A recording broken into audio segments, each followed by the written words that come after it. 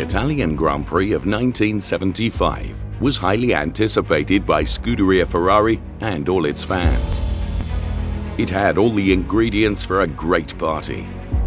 The Italian team could cement both the Drivers' and Constructors' Championships, which had been out of reach for the Maranello squad for 11 years.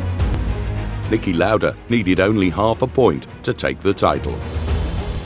Winning the Constructors' title would require a victory, and for Brabham to finish no higher than fourth. From the Friday, thousands of fans converged on Monza to cheer on the team and its two drivers, Niki Lauda and Clay Ragazzoni. Every time the 312T went out on track, a roar rose from the stands, and when the number 11 and 12 cars darted over the finish line, they were greeted by loud cheers. In qualifying, the Ferraris were the only cars able to complete a lap in less than 1.33 minutes. Lauda took pole with a time of 1:32.24, while Ragazzoni posted a 1:32.75.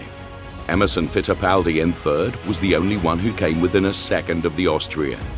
In fact, the Jody Scheckter's Tyrrell was 1.03 seconds down.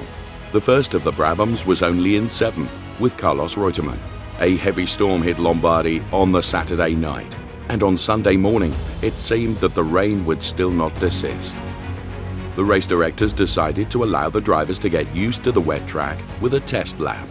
But in some areas, the track was undrivable due to the puddles. At the end of the session, teams of people were sent onto the track to try to brush away the water, but the drivers and race directors decided to set a deadline. At 2 o'clock, a decision would be taken as to whether to start an hour later or whether to cancel the race completely. Only 15 minutes late, and with a dry track, the Italian Grand Prix got underway.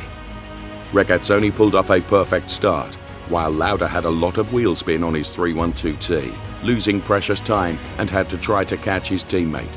But Lauda had nothing else in mind that day other than the half point that would give him the title.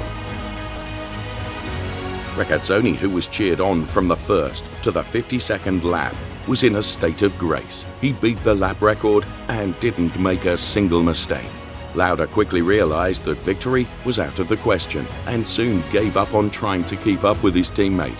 When Fittipaldi also caught the Ferrari, the Austrian did not put up any resistance, whilst from the pits they told him that behind him was Reutemann in the Brabham, whom he needed to keep behind him for the Scuderia to also win the Constructors' title.